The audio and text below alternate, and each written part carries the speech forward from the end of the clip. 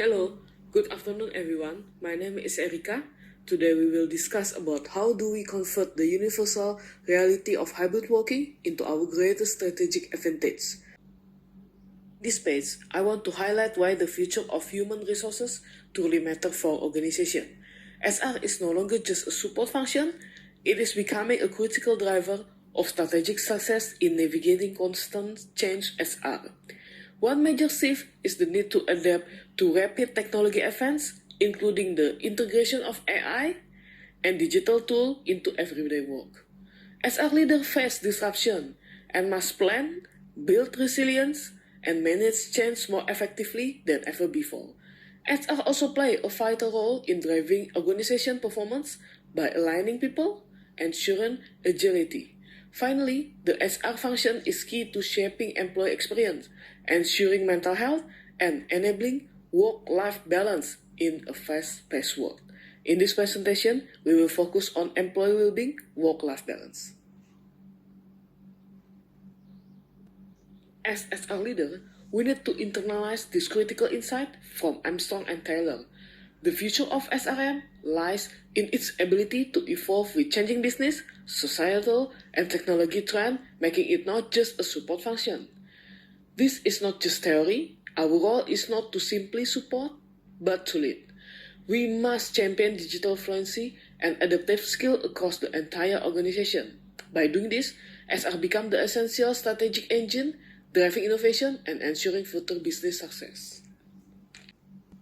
The shift to hybrid working wasn't a slow transition, it was a sudden need. The COVID-19 pandemic and the global health protocol established a fundamental change in how we view the workplace.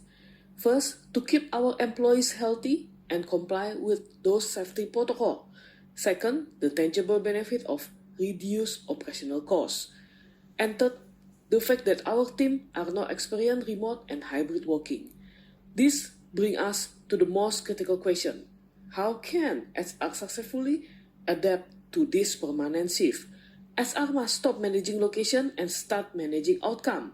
We need to implement policy for performance, compensation, and career growth, ensuring our remote talent is not overlooked. We must also invest in digital leadership training for our manager and focus instantly on supporting employee well-being across all work environment. This is the imperative for modern HR. Let's see the full explanation on the next slide. For decades, work was simple. The traditional on-site era before the 1970s, symbolized by companies like Ford. The SR focus was almost entirely on administration, recording attendance, controlling schedule, and processing payroll. The 70s brought the first change with telecommunicating. For SR, the focus suddenly shifted to building trust and supervision for employees no longer visible at their desks. The 2000s marked the true beginning of the digital revolution seen at places like IBM. The rise of the internet allowed for flexible policy, pushing SR beyond simple administration and into defining how work gets done. This year became the remote pilot phase. Companies like Microsoft began structuring work around cloud and mobile tools. This is where SR finally started shifting its focus to outcome-based performance. Then came 2020, the great hybrid work experience, forced us due to the pandemic. For HR, this meant intense crisis adaptation, quickly rewriting policy just to survive. Now, we are in the era of the hybrid work system. Look at the fundamental change in the SR function. We have moved away from administration and firmly into managing talent. SR strategic mandate today is to ensure equity between the office and remote employees. Do training manager to lead distribute team effectively. Redesigning performance management to reward contribution, not just present. The future of SR as we look to the next era work from anywhere. We must be the architect of the employee experience to truly manage the talent that drives our business forward. We've discussed the shift to hybrid, but what are the results? The data is conclusive. Flexible is not just an employee perk. It's a powerful driver of business success. Here's compelling fun fact according to recent CIPD report. Small and medium-sized enterprise, along with organizations in the volunteer sector, are actually leading the way on flexibility, with up to 67% of their employees able to work flexible. Now, let's address the biggest concern, productivity. This report found that 41% of organizations believe that an increase in hybrid working has led to increased organization productivity and efficiency. This positive perception remains consistent year over year and across company size. It's supported by the largest study yet on hybrid work by Stanford University economist Nicholas Bloom. His research found that employees who work from home are just as productive. The evidence is clear. Flexible and hybrid model boost efficiency, improve retention, and foster a more competitive organization. To truly understand the strategic value of our flexible policy, we turn to the RBV theory. This theory argues that the value of any resource is seen in its potential to create sustainable competitive advantage. These resources aren't just tangible assets, they are often intangible, such as our culture or unique capabilities. Also, these resources must be heterogeneous, meaning they differ across from and immobile. They cannot be easily bought or sold.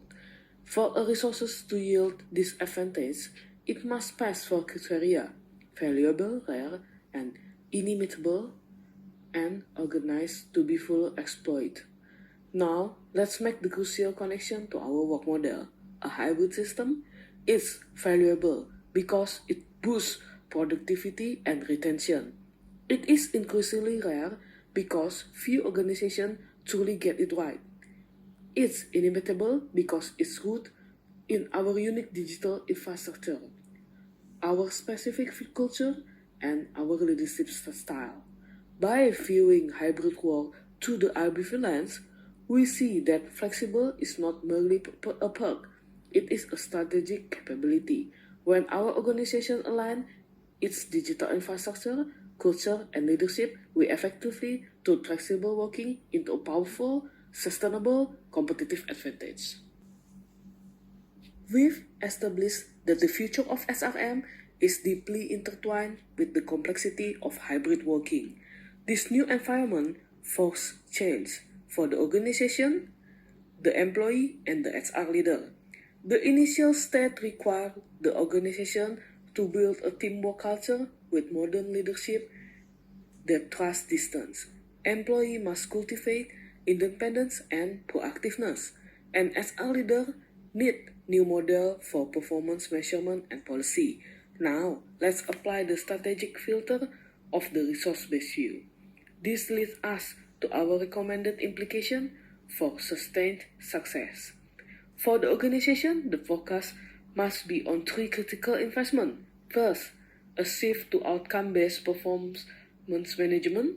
Second, significant technology investment in digital security and collaboration tools. And third, embedding a resilience culture and communication style based on trust and psychological safety. For the employee, this model is called to action. You gain autonomy and flexibility, but you must develop digital competence and prioritize your mental health. Your success depends on your ability to self-manage in this new flexible environment. And finally, for the HR leader, your function becomes purely strategic. Talent management must be broad and inclusive. Learning and development must provide continuous upskilling in digital and remote soft skills. And consistent employee engagement must be maintained through equitable platform and policy that ensure fairness across all locations. By consciously adopting this recommended strategy under the RBV framework, we ensure that our hybrid model is not just a response to a crisis, but a core, inimitable advantage that drive the future performance of our entire organization. While hybrid work offers undeniable advantages, we must be clear-eyed about the challenges. We face 5 critical issues. First, the risk of the unprofessional employee without supervision. Trust is essential, but it must be earned. HR needs robust policy to address underperformance and ensure accountability regardless of location. Second, the structural challenge that some areas cannot conduct hybrid work due to remote location or infrastructure limitation. Our policy must be fair and provide equitable resources to all. Third, the difficulty in coordination between employees. Casual collaboration is lost, requiring managers to be intentional about scheduling and utilizing the right digital tools for interaction. Fourth, the fundamental depends on internet connections. For remote work to be feasible, the connection must be reliable, secure, and supported by the organization. This requires ongoing technology investment. Finally, the most human challenge, work-life boundary. When the office is always home, burnout is a real threat. We must actively train our manager and employees on when and how to disconnect to protect well-being. This challenge showing us where we must focus on our investment in leadership, policy, and technology to make hybrid work truly sustainable. As we conclude, the data is overwhelming. Hybrid working is not a trend, it is the new operating model. As leader, we must move past hesitation and accept this reality. The core conclusion is this: sooner or later, hybrid working will happen. Therefore, HR must proactively prepare the support system to accommodate this new work design. This means putting strategic policies, equitable technology, and talent-focused management in place today. Our preparedness is the key to turning flexibility into long-term competitive success. Thank you for your valuable time and attention. We hope this analysis has provided you with a clear roadmap for the future.